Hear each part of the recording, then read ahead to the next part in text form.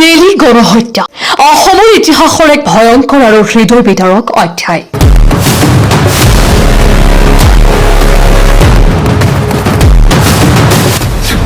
18 ফেব্ৰুৱাৰী 1983 চন। তেতিয়া অসমত চলি আছিল অসম আন্দোলন। মূল উদ্দেশ্য আছিল বিদেশী অনুপ্ৰৱেশকাৰীৰ নাম কাটি অসমীয়াৰ অধিকাৰ সুৰক্ষা কৰা। কিন্তু সেই সময়ৰ উত্তপ্ত পৰিস্থিতিত অবিভক্ত নগাঁও জিলাৰ নেলি আৰু চাৰিওফালৰ গাঁওবোৰত এক ভয়ংকৰ গণহত্যা সংঘটিত হয়।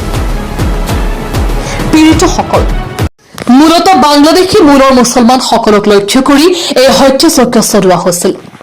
আনুমানিক 1800 পৰা 3000 লোকে নিহত হয় বুলি বিভিন্ন প্ৰতিবেদনত উল্লেখ পোৱা যায়।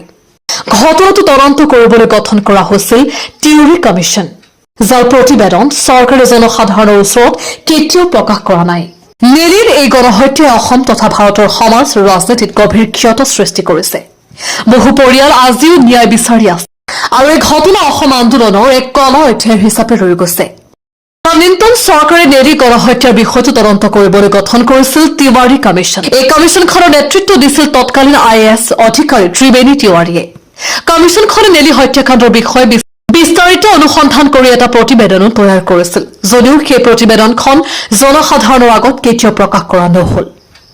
নেলি হত্যাকাণ্ড 1983 চনৰ 18 ফেব্ৰুৱাৰীত সংঘটিত হৈছিল, য'ত প্ৰায় 2000 পৰা 3000 পৰ্যন্ত নিৰ্দোষ লোকৰ মৃত্যু হৈছিল। এই ঘটনাক অসম ইতিহাসৰ অন্যতম ভয়ংকৰ গণহত্যা হিচাপে গণ্য কৰা হয়।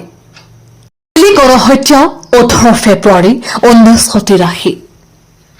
1983 চনৰ অসম তীব্ৰ উত্তেজনাময় পৰিস্থিতিত জ্বলিছিল।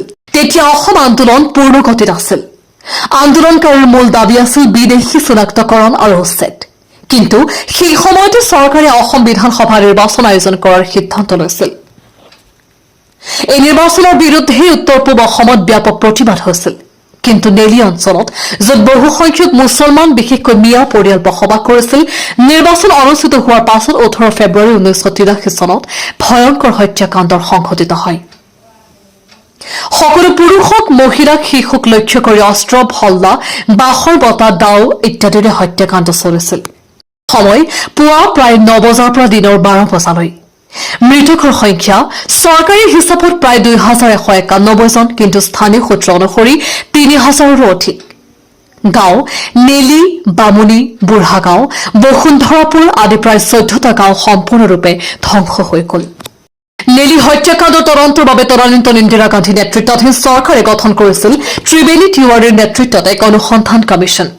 কমিশ্যনটোৱে 5000ৰো অধিক সাক্ষ্য গ্ৰহণ কৰে আৰু 600 পৃষ্ঠাৰ পৰা অধিক প্ৰতিবেদন প্ৰস্তুত কৰে। কিন্তু আজিলৈকে সেই তিৱাৰী প্ৰতিবেদনখন চৰকাৰে জনসাধাৰণৰ আগত প্ৰকাশ কৰা নাই। কোনো দোষীকেও আইনগতভাৱে দণ্ডিত কৰা নহল।